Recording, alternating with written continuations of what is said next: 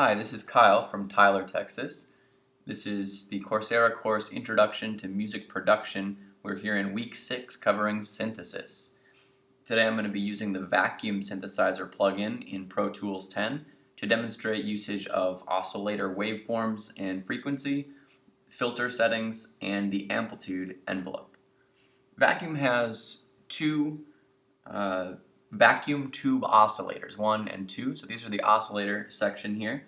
And you can see that I've set VTO1 to a triangle waveform and VTA2 to that harsher saw waveform. You see that there's no sine wave available here, but there is a noise wave available, so that was interesting.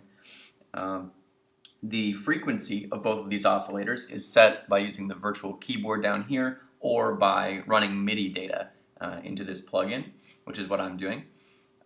These oscillators also have a range dial, which is kind of like the stops on an organ, the 8-foot, 4-foot, 2-foot, to change to a higher octave or lower octave respectively, as well as a fine detuner to go up or down just a little bit out of tune.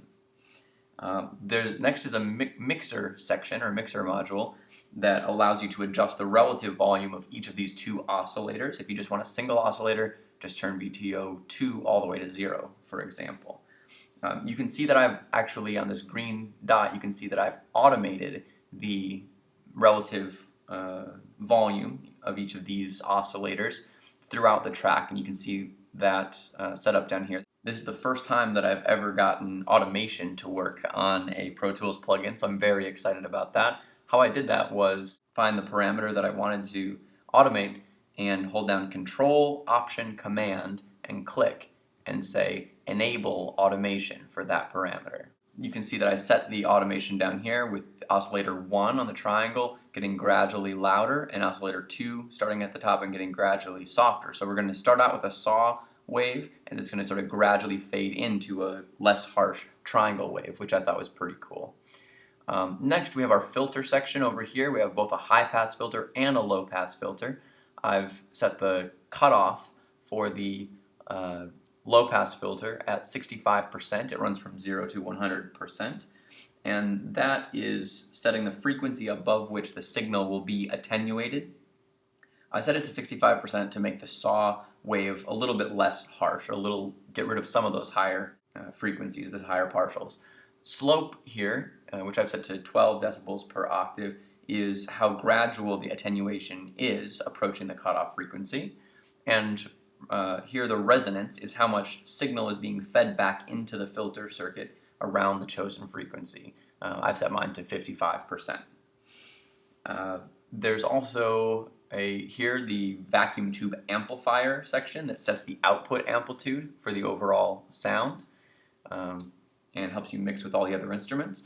And finally, I want to show you right here the envelope section, the amplitude envelope. There are actually two envelopes by default in this program, in this plugin.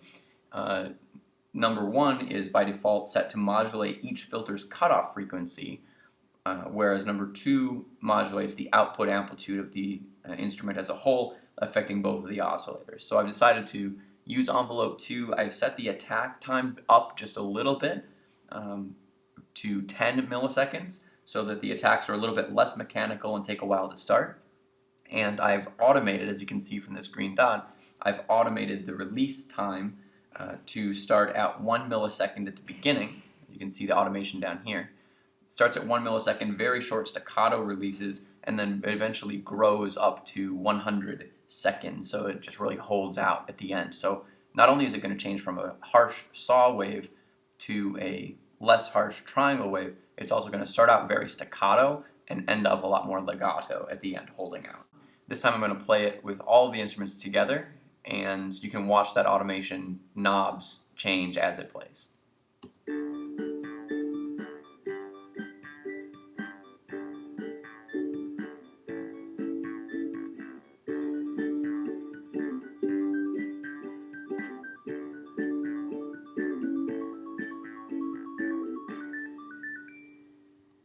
Funny sounding arpeggio, but I hope you liked it, and I hope it was educational.